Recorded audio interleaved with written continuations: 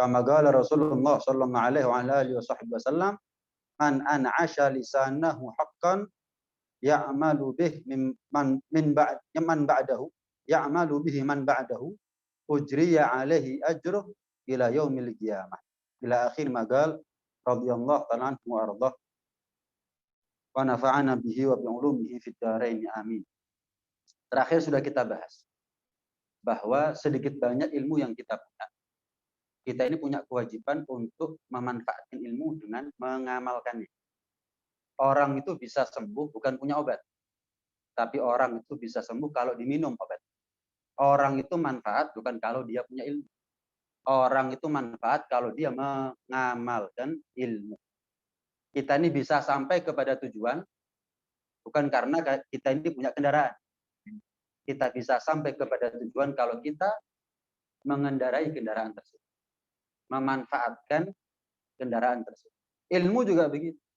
Bukan kalau kita punya kemudian kita ahli surga. Bukan kalau kita punya kita sampai kepada Allah. Itu semuanya membutuhkan kepada amal. Ilmu butuh kepada adab. Adabnya ilmu adalah amal. Amal juga butuh kepada adab. Adabnya amal adalah ikhlas. Saya ulangi, ilmu butuh kepada adab. Adabnya ilmu apa? Amal. Amal juga butuh kepada adab. Adabnya amal adalah ikhlas. Kalau sudah ilmu, amal, adab dan ikhlas, baru orang itu akan bisa sampai kepada Allah Subhanahu wa Ta'ala. Ada mobil tapi nggak bisa nyetir, nggak sampai. Ada amal tapi nggak punya ilmu, nggak bisa. Al ilmu bila amal layaku ilmu al amal bila ilmin layakun. Amal tanpa ilmu itu nggak ada apa-apa, nggak jadi apa-apa. Sesuatu yang percuma barang siapa yang beramal tanpa disertai dengan ini. Yang pertama sudah kita bahas di minggu yang lalu. Yang kedua, selain kita ini wajib mengamalkan ilmu, kita juga wajib untuk mendakwahkan ilmu. Ini Al-Imam Abu Hanifah ditanya, karena sebab apa wahai Imam Anda ini mendapatkan ilmu yang banyak? Karena aku mendapatkan ilmu yang banyak karena aku memberikannya kepada orang lain. Mastafattu ilman illa afattuhu ghairi. Tidak aku ini mendapatkan ilmu kecuali ilmu itu aku sebarkan kepada orang lain. Kalau kita punya duit dalam dompet, dalam rekening, kita kasihkan kepada anak, istri, maka tentu isi rekening kita kurang. Isi dompet kita berkurang. Tapi kalau kita punya ilmu, kemudian ilmu itu kita sebarluaskan, kita ajarkan kepada anak istri kita, nggak berkurang. Justru ilmu itu bertambah gara-gara diajarkan, disampaikan, didakwahkan. Tapi Bib, saya ini belum mengamalkan ilmu. Apa pantas saya ini berdakwah? Jadi lihat. Nah, kalau dakwah ceramah ya jangan. Ini ada orangnya. Dakwah ngajar di pondok, di madrasah, ada orangnya. Tapi kalau ngajari anak, ngajari istri, ya enggak. Setiap ilmu yang kita punya wajib untuk kita sampaikan kepada mereka. Wajib kita ajarkan kepada mereka. Jangankan kita, ulama besar pun tidak diwajibkan bagi mereka untuk mengamalkan ilmu baru mendakwahkan, enggak. Ilmu itu kewajiban A, mengamalkan ilmu itu kewajiban B, mendakwahkan ilmu itu kewajiban C. Jadi masing-masing punya kewajiban. Jadi kalau ada orang, saya nggak mau berilmu, kenapa nanti menjadi berat untuk mengamalkan ilmu? Berarti dia sudah meninggalkan kewajiban berilmu dan beramal. Apalagi berdakwah, kalau dia nggak punya ilmu kok. Jadi kalau ada orang mundur dari dakwah, hanya karena dia belum mengamalkan ilmu, berarti dia sudah meninggalkan dua kewajiban. Kewajiban mengamalkan ilmu dan kewajiban untuk mendakwahkan ilmu. Kalau seandainya manusia itu harus sudah mengamalkan ilmu baru boleh berdakwah, niscaya manusia itu yang boleh berdakwah hanya para nabi. Hanya nabi yang telah mengamalkan semua ilmu yang mereka sampaikan. Selain nabi pasti ada ilmu yang mereka sampaikan yang belum sempat diamalkan. Karena itu kewajiban kita berilmu sambil beramal, sambil berdakwah. Dijalani semuanya. dijalani semua. Kita nih punya bisnis toko. Pasti dari toko ini yang kita harapkan adalah keuntungannya. Jelas. Tapi saya mau tanya, kita buka toko kalau sudah untung atau kita buka toko sambil jalan sambil cari untung? Sambil jalan sambil cari untung. Itu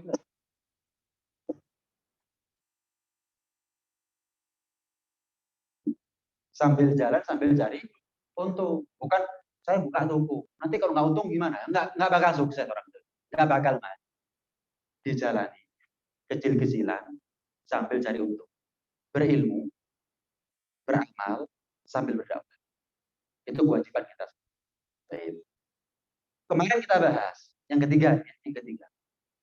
Selama kita ini berilmu, beramal dan mendakwahkan ilmu tadi, tapi kita ini merasa belum mengamalkan ilmu, nggak ada masalah.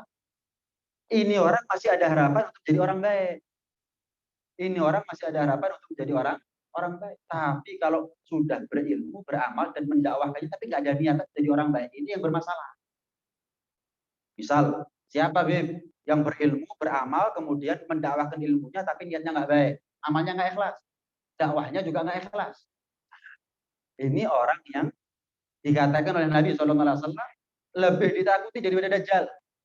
Ya Rasulullah SAW pernah bersabda gimana? Ana min ghairi Dajjal akhwaf alaikum minad Dajjal. Aku daripada selain Dajjal lebih takut daripada Dajjal. Selain Dajjal lebih aku takut daripada Dajjal.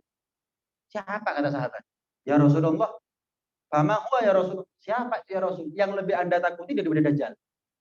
Ulama usul. Ulama dunia. Berilmu sih. Ya, amalnya tapi nggak ikhlas. Dakwahnya juga nggak ikhlas. Ulama duniawi, ulama yang jahat. Orang ngambil dari dirinya akhiratnya, tapi dia ngambil dari orang dunianya mereka. Nggak benar. Anda ngambil dari saya ilmunya, tapi Anda ngambil dari jenengan dunianya jenengan. Jadi akhiratnya saya tukar dengan dunianya jenengan. Ini nggak benar. Seharusnya kita seperti duduk sekali sama-sama tujuannya adalah akhirat, pahala, ridhonya Allah Subhanahu wa Ta'ala. Karena itu seorang alim yang tidak mengamalkan ilmunya, seorang alim yang tidak mendakwahkan ilmunya itu termasuk di antara 4 golongan yang tertulis di tongkatnya Nabi Musa. Apa itu? Alim tapi nggak ngamalkan ilmunya, sama seperti iblis. Iblis itu bukan terlaknat karena nggak punya ilmu. Iblis itu bukan makhluk yang bodoh. Pinter, alim, cuman nggak ngamalkan ilmunya. Apa itu? Sombong. Jadi kalau ada ulama sombong, dia sama iblis sama.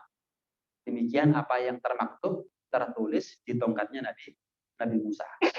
Bahkan dikatakan seorang alim kalau dia melakukan satu kesalahan, ya, idza asal alim, jika seorang alim bermaksiat, seorang alim lupa dari Allah Subhanahu wa Ta'ala, hutta magamuh min a'lal illiyin ila asfalis sabil, maka jatuhlah nilainya dia di sisi Allah dari yang tinggi menjadi hina, dari yang mulia menjadi rendah. Malah dikatakan oleh Al-Imam Al-Junaid, kalau seandainya ada seorang alim yang dia berilmu, itu tujuannya adalah untuk sampai kepada Allah Subhanahu wa Ta'ala. 1000 tahun dia beribadah. Ada orang berilmu, kemudian ilmunya dipraktekkan selama 1000 tahun. Tujuannya apa? Untuk sampai kepada Allah Subhanahu wa Ta'ala. Tapi kemudian di satu saat, sebentar saja, walaupun sebentar, walaupun sejenak, dia maksiat kepada Allah Subhanahu wa Ta'ala, maka kerugian yang dia tanggung dari lupanya dan maksiatnya dia itu lebih besar daripada manfaat yang dia dapat dari ibadah dia sendiri. Saya kasih contoh. Ada orang jual emas, ada orang kedua jual kayu bakar. Dua-duanya nutup toko. Yang paling rugi yang mana? Yang paling rugi adalah yang punya emas. Kenapa? Setiap hari omsetnya ratusan juta. Nah, kalau kayu bakar mungkin ratusan ribu juga belum tentu. Jadi kalau awam maksiat itu beda dengan alim maksiat. Kalau alim maksiat itu ibarat orang jualan emas sudah waktunya dia sukses, tapi dia lupa maksiat kepada Allah, jatuh. Oh, berarti ya enak awam deh. Maksiatnya nggak sefatal yang alim. Ini yang alim ngajak itu apalagi yang awam. Yang alim aja belum tentu selamat, apalagi milih diri untuk awam, terus maksiat. Udah awam maksiat. Yang alim maksiat aja begitu. Gimana awam terus maksiat? Bukan yang kita jadi tolak ukur adalah maksiatnya. Jadilah kita orang alim yang mengamalkan ilmunya, jangan sampai maksiat dan mengajarkan ilmu, menyebar luasin ilmunya Nabi, mendakwah ilmunya Nabi Sallallahu Alaihi Wasallam. Berarti syaitan itu paling semangat gudo, membujuk, merayu, menggoda orang alim daripada orang awam. Ya, semua orang, semua manusia nggak ada yang mereka lepas daripada godaan syaitan. Nabi-nabi itu juga digoda sama syaitan. Tapi ya, orang alim itu lebih disukai untuk digoda daripada orang awam. Kenapa? Kalau alimnya terbujuk rayu oleh ajakan syaitan, jatuh dia, maka murid-muridnya juga jatuh. Jadi kalau dia jatuh, bawa orang lain. Jadi sekali target, yang lainnya kena. Tapi kalau orang awam jatuh gara-gara godaan setan, ya dia sendiri. Tapi kalau orang alim jatuh, ria, sombong, duniawi, materialistis, ini dan itu. Yang kapan dia jatuh, yang lainnya jatuh. Kapan dia menyimpang pikirannya, misalnya, sebagaimana dia jatuh, sebagaimana dia menyimpang, murid-muridnya menyimpang juga.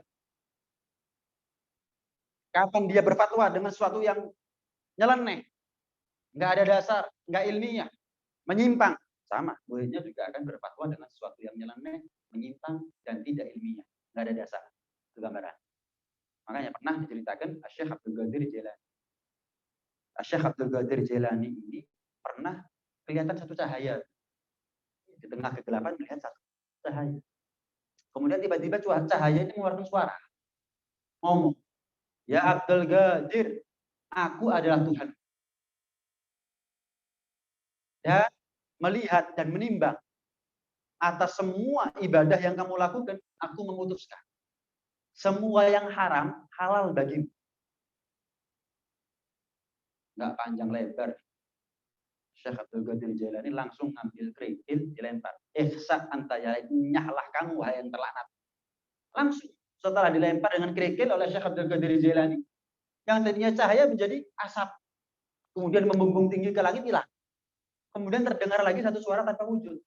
Abdul Qadir, dari mana kamu tahu kalau cahaya tadi itu adalah aku, syaitan? Ya dari ucapan kamu. Aku halalkan, aku Tuhanmu.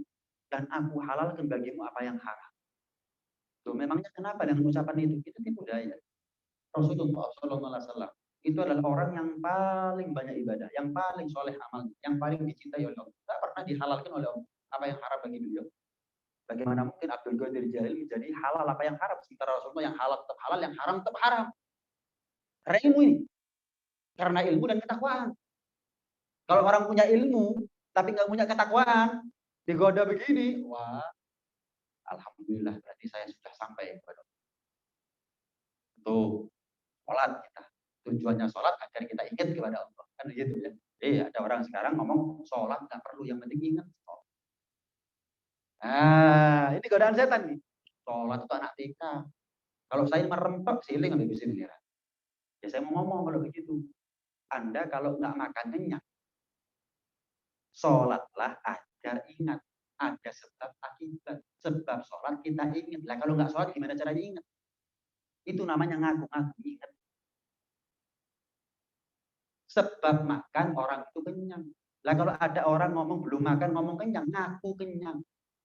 Aslinya nggak kenyang. Ngaku sampai, aslinya nggak sampai kepada Allah. Dan coba Rasulullah SAW. Apakah pernah beliau itu melewatkan sholat? Siapa memangnya orang yang lebih sampai kepada Allah kalau nggak Rasulullah? Nggak pernah beliau meninggalkan sholat. Ada umatnya Nabi yang berharap syafaatnya Nabi. Yang nggak kenal Islam, nggak kenal Tuhan, kecuali dari Nabi. Mengatakan, saya sudah sampai kepada Allah, nggak butuh sholat. Yang pantas ngomong seperti itu Rasulullah. Tapi Rasulullah tetap sholat, syariat. Sebab akibat gitu loh. Sebab akibat. Maka kata syaitan tadi itu yang kepada Syekh Abdul Qadir Jailani, ketahuilah, wahai Abdul Qadir, dengan cara seperti ini, aku sudah menyesatkan 70 ulama. Dengan cara penipuan seperti itu, bujuk rayu seperti itu, aku sudah berhasil menyesatkan 70 ulama. Semuanya berhasil kecuali kamu gagal. Semuanya tertipu. Oh halal, Apa yang haram halal. Oh, alhamdulillah berarti saya sudah sampai kepada Allah. Mendapatkan legitimasi apa yang haram jadi halal buat saya. Menjadi sah. Nih, Allah yang bilang. Yang mana? Bagaimana ilmu itu harus didasari dengan rasa takut. Didasari dengan ketakwaan. Didasari dengan kehati-hatian. Itu harusnya. Iya, karena itu dikatakan oleh Imam Al-Haddad. Tidak ada yang merusak manusia ini kecuali ulamanya mereka. Yang merusak kita ini ulama. Ulama yang gimana? Ulama yang rusak agamanya. Ulama yang rusak agamanya. Kan enggak semua ulama su itu ulama yang rusak agamanya. Ulama su itu ulama yang merusak agama. Nah, ulama su yang merusak umat. Nah, kalau ulama baik itu yang memperbaiki umat. Ulama itu ada dua. Makanya Nabi lebih takut sama Dajjal. Kenapa Dajjal itu kita baca surat Kahfi. 10 ayat pertama selesai. Jelas ya? Kalau kita sebelum salam baca Allahumma inna na'udzubika min syarri fitnatil masiihid dajjal, aman itu. Aman. Selamat kita dari dajjal. Tapi kalau selamat dari tipu daya ulama su, belum nyamar. Pakainya dia ulama sama ulama yang baik sama. Kitabnya sama, cuman isi hati sama otaknya yang beda. Kalau Dajjal ini Allah dan Rasulullah sudah menyiapkan antisipasi ini loh. Doa-doanya. Selesai. Tapi kalau ulama, wah ini membedakannya berat buat kita. Berat buat kita. Tidak ada yang merusak umat kecuali ulama. Ulama yang bagaimana? Ulama yang merusak agamanya. Tapi kalau ulama yang baik, ya mereka lah yang memperbaiki keadaan umat. Dan tidak ada juga yang merusak umat kecuali umarok. Pemimpin yang bagaimana? Pemimpin yang merusak agamanya juga. Kalau pemimpin yang baik, yang amanat, jujur, adil, oh, justru sejahtera keadaan rakyat. Jadi dimanapun, kalau ada satu bangsa, satu negara, keadaannya nggak baik, itu nggak bisa yang disalahkan cuma pemimpinnya, toh. Dan nggak bisa yang disalahkan cuma ulamanya, toh. Dua-duanya. Kenapa? Untuk urusan dunia, pemimpin adalah kepala. Untuk urusan agama, ulama adalah kepala. Ketika kepala itu menyimpang, maka rakyat dan umat juga menyimpang. Contoh dia. Contoh. Kita ini kalau melihat ada koruptor ketangkep kan, semua pegel. Koruptor, maling, ini dan itu. Tapi kalau kadang-kadang waktunya pemilihan, iya. Kalau ada orang berharap coblos dipilih gratisan, kita nggak mau. Mau. Kalau lebih dipilih kok gratisan. 1.000, 2.000 kayak sembako, kayak kaos, kayak minimal tahu tak pilih. Lah, yang pilih maling siapa? Satu. Yang kedua, kadang-kadang koruptor, gila-gila tangkap masuk penjara 4 tahun, 5 tahun, keluar, nyalon, kepilih mana? Ya kok iso? Berarti kan bukan hanya yang kepilih yang maling, yang milih juga maling. Cuman bedanya ini maling kelas kakap, yang milih maling kelas seri. Atau saya ini 1 juta, 200 juta, 1 miliar, 2 miliar. Itu sudah. Dan itu terjadi. Itu masalah pemimpin. Ulama juga begitu. Sama. Jadi paling senang sama ulama yang fatwanya nyeleneh. Orang sekarang paling senang fatwa, contoh paling simpel dah. Kita ini paling senang sama ulama yang kalau ceramah ngakak toh. Cerita porno, seneng. Oh, kamu tuh harus teko gitu. Nah, itu gitu. Itu loh. Maksudnya itu. Nah, kalau sudah kita ini mengundang ulama yang rusak, kamu masuk di atas mimbar megang mic ceritanya porno. Hanya untuk mengundang gelak tawa.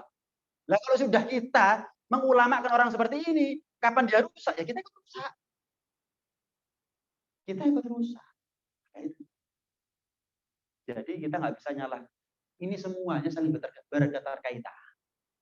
Indonesia nih berketerkaitan. Yo gini yo salah. Rakyatnya salah, umatnya salah, ulamanya salah, umaroknya juga.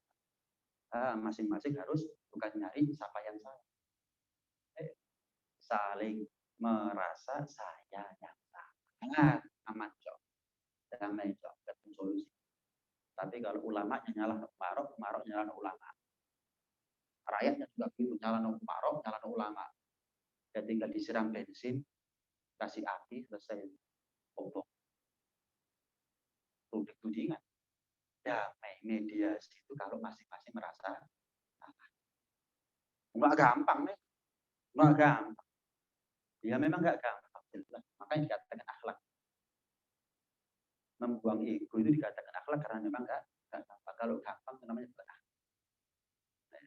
Nah, kemudian ya saya tambahin sedikit karena itu bagi setiap siapapun di antara kita yang mau berdakwah, hendaknya lah ingat-ingat sama 3 ayat daripada firman Allah Subhanahu wa taala. Yang pertama, atamruna an-nasa bil birri wa tansawna anfusakum wa antum tatluna kitab afala taqilun.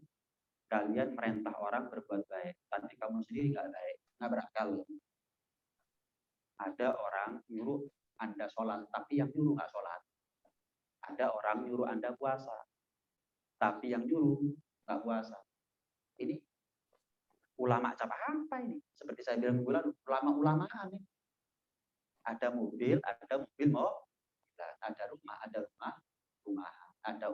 uang, mainan. Ada ulama beneran, ada ulama mainan. Nyuruh orang tapi dia nggak ngamalkan.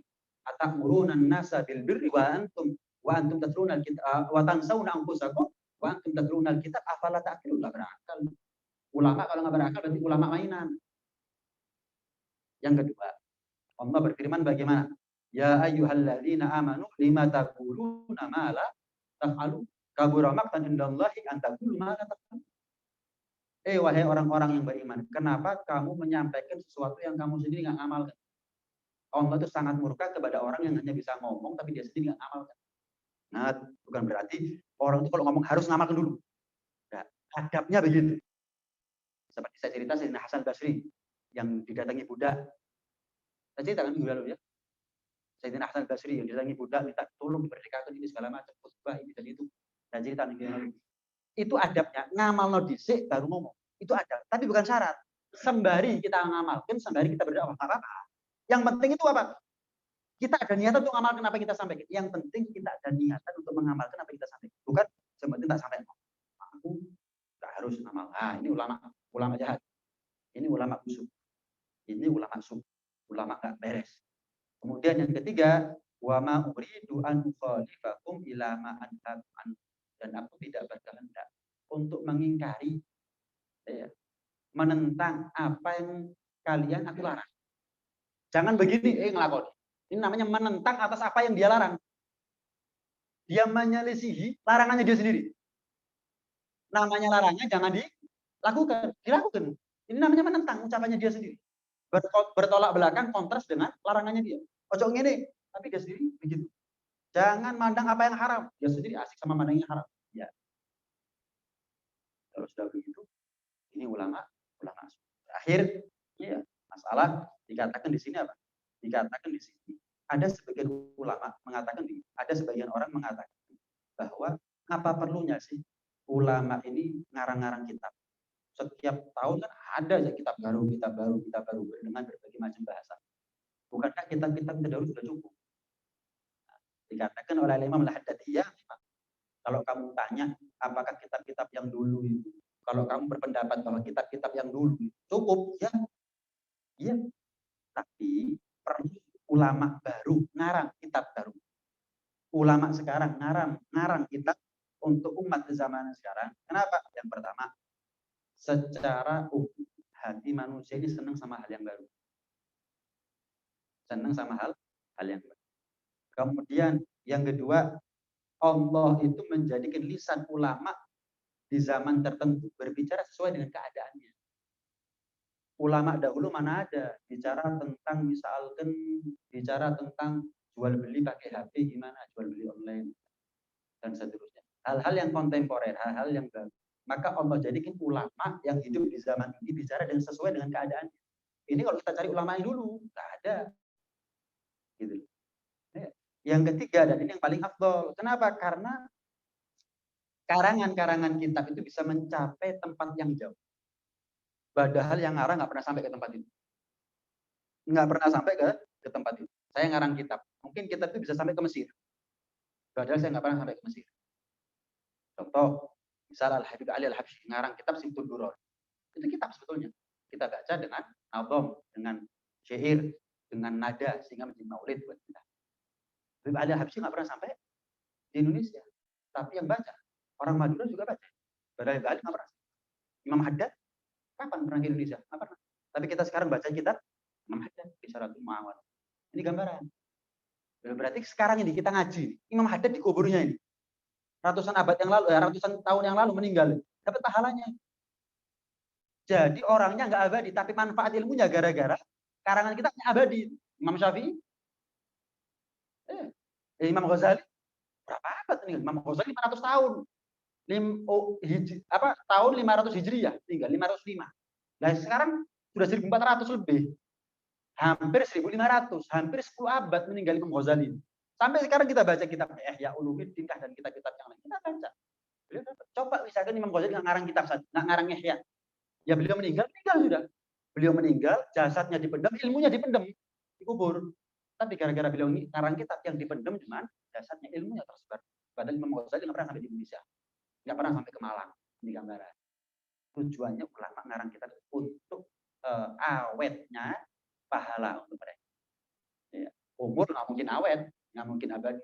Tapi kalau pahala bisa abadi sampai kiamat. Karena Rasulullah SAW pernah bersabda, man an'asha lisanahu haqqan, barang siapa yang menghidupkan, memanfaatkan, memfungsikan lisannya untuk apa yang hak. Barang siapa yang memfungsikan lisannya untuk apa yang hak. Kemudian orang yang setelahnya mengamalkan apa yang keluar dari lisannya tadi itu, maka dialirkan atau dibagikan atasnya pahalanya sampai kiamat. Ini pentingnya dakwah. Jadi jangan nggak usah simpel aja. Ngajari anak sholat, ngajari anak wudhu, ngajari anak ngaji, ngajari anak kita adab, akhlak. Ini halal, nah ini haram, nah tutup auratnya. Nah. Ya, hubungan. Nah. Pak, saya mau bal-balan, nggak apa-apa, tutupan balik. Ya, colon roda itu bawa. Kan ada bukan stocking, apa legging untuk laki kan ada untuk olahraga. Iya. Pak, saya mau ke sini, saya mau itu, hobi, apa-apa, kecuali sholat. Itu kita meninggal, kalau ajaran kita ini diajarkan lagi sama cucunya kita, terus begitu, sampai kiamat pahalanya kita. Saya mau tanya, surga ini khusus untuk ulama? Nah, kalau surga untuk ulama, ya kita nggak usah sholat, nggak usah ngaji, termasuk saya. Kenapa? Jelas kalau surga. Tapi kita bisa mendapatkan pahalanya ulama. Saya ngomong seperti ini, nggak pahala. Apakah pahala ini hanya Allah khusus untuk kita? Saya? Enggak. Jangan bisa. Cuman beda target, beda objek. Objek saya jenengan objeknya keluarga. Kapan jenengan menjadikan keluarga jenengan sebagai ladang dakwah, maka mereka sekaligus menjadi lumbung pahala. Simpel. Ngajari wudhu, ngajari ngaji, ngajari sholat, iya, memfasihkan Fatihah. Ayo coba Fatihah, masih kecil mungkin anak kita umur 7 tahun, 8 tahun. Tapi itu kan pahala. Kapan dia ngamal kita dapat pahalanya. Terus kalau dia ajarkan sampai anaknya dia, cucunya kita ngamalkan, kita dapat pahala terus. Nah kalau cucunya ke cucu, ya sampai kiamat berarti. Tapi ngajari wudhu, ngajari sholat, ngajari ngaji, ngajari nutup aurat, ngajari hati-hati sama pergaulan, jangan pacaran, jangan ini, jangan itu, jangan ini. Apapun nasihat yang kita berikan, kadang-kadang kita ini ngasih nasihat sama teman, sama anak sendiri nggak pernah ngasih nasihat. Konco anak. Kadang-kadang kita ngasih nasihat pada anak cuma urusan dunia, urusan akhirat, jarang. Nah, itu ya, dakwah kepada mereka. Bukan dakwah itu harus ceramah, harus ada podium, harus ada harus mondok, harus khatam kitab, harus ini. Sedikit banyak ilmu yang kita punya, maka ketahuilah anak kita punya hak. Punya hak apa? Kewajiban kita adalah mendakwahkan kepada mereka. Saya mau tanya, jenengan bisa sholat? Bisa. Ajar kepada anak. Itu sedikit ilmu yang kita punya. Jenengan bisa wudhu. Ajar kepada anak. Jangan sampai mereka itu tahu wudhu dari orang lain. Bisa ngaji dari orang lain. Fatihah fasih dari orang lain. Kemudian bisa sholat dari orang lain. Tahu halal haram dari pahalanya kita ini mana? Ajarkan. Apa yang di atas itu kita nggak sanggup, baru ustadzah, madrasah, pondok pesantren gitu. Tapi apa yang sanggup? Mumpung ini kesempatan saya ini, jangan sampai dilangkai sama orang akhirnya pahalanya untuk dia saya nggak dapat pahala. Kalau ngarahkan deh, ya nggak ada masalah juga. Cuman kan pahalanya beda antara ngarahkan sama pelaku. Saya mau tanya, yang dapat untung itu yang punya barang apa makelar? Yang paling dapat untung banyak? Saya punya HP. saya jual. Mesti tak tolong. Ketika laku nih habis, yang paling beruntung, ya pasti dapat untung. Makalah. Tapi yang paling untung siapa? Ya sambungnya. Jenengan ngarahkan anak belajar sholat nang kono, belajar ngaji nang kono. Jenengan dapat, tapi pakelar jenengan. Lagi jenengan sendiri yang ngajari. Yang punya barang jenengan, yang paling untung. Malah kalau perlu jenengan tampung anaknya orang. Caranya wudhu aku sok ngajari. Caranya ngaji aku sok ngajari. Caranya sholat aku sok ngajari. Kalau perlu. Kenapa? Ya, semakin besar pahalanya. Ibaratnya baik. Apalagi kitab Imam Haddad ini adalah salah satu kitab yang dikatakan nggak dibaca kecuali Imam Haddad hadir. Kalau kita baca maulid, Rasulullah hadir. Kita baca kitab hadis, Rasulullah hadir. Tapi kalau kita baca kitab Imam Haddad, dikatakan beliau hadir. Dan dikatakan bahwa kitab Imam Haddad. Jadi ada ulama itu, yang mana sirnya mereka pada murid-murid. Seperti Al-Imam Abil Hasan Asy'adzili. Ada asror daripada wali, itu ada pada anak cucunya. Seperti siapa? Syekh Abu Bakar bin Salim. Ada asror, barokahnya mereka pada kitab-kitab. Seperti siapa? Seperti Al-Imam An-Nawawi. Imam Ghazali. Imam Ghazali dan Imam Nawawi. Tapi ada ulama, ya anak cucunya gudangnya barokah.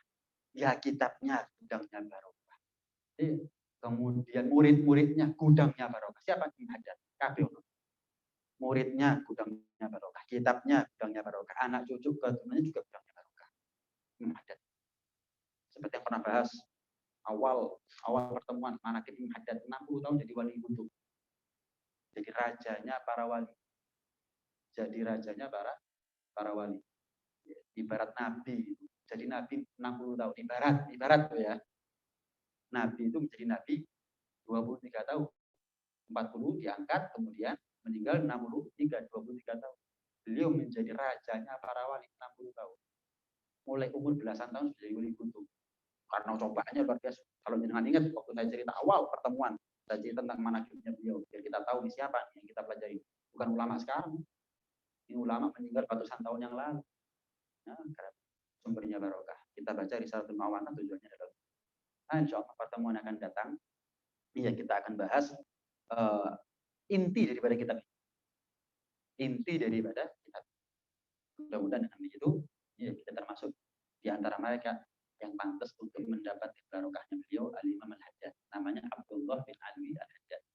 Ya, mudah-mudahan kita termasuk di antara mereka mendapat barokahnya beliau. Dicatat sebagai santrinya beliau, dicatat sebagai pecinta beliau. Dan mudah-mudahan kita nanti di akhirat di surga dikumpul bersama beliau, bersama Rasulullah sallallahu alaihi wasallam. Amin Allahumma amin. Amin ya rabbal alamin. Dan saya mohon maaf agak telat karena memang ada urusan tadi ini. Keluar ditanya lagi.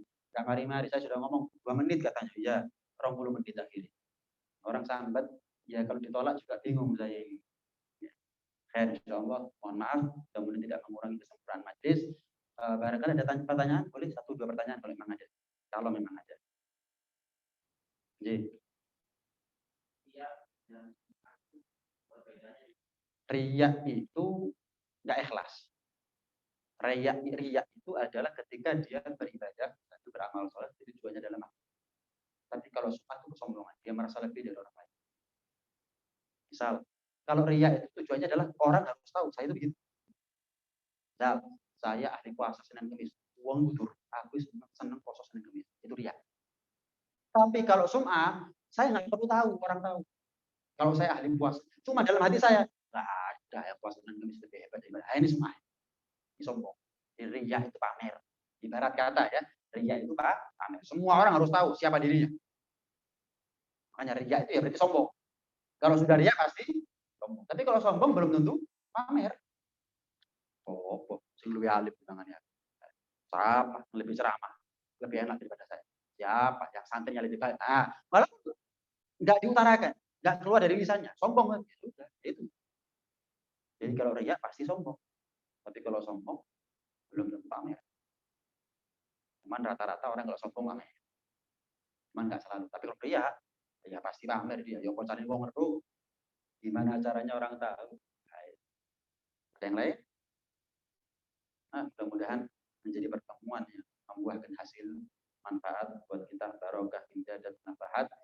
Mudah-mudahan kita dikasih panjang umur sehat walafiat dalam keadaan taat kepada Allah kepada Rasulullah SAW ala hadhihi niyyah wa ala kulli niyyah salihah wa ila hadratin Nabi Muhammad sallallahu alaihi wa alihi wasallam sirri asraril Fatihah. A'udzu billahi minasyaitonir rajim. Ar-Rahmanir Rahim maliki yaumiddin.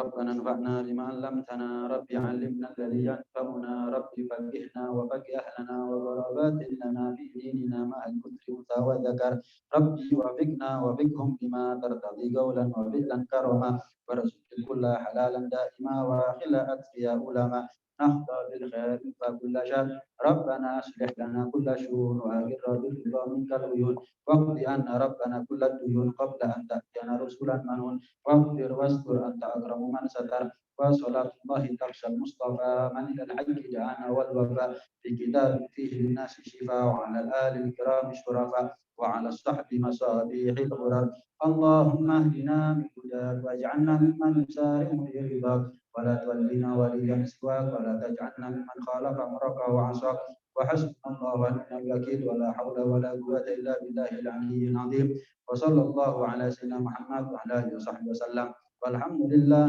رب العالمين. الفاتحة.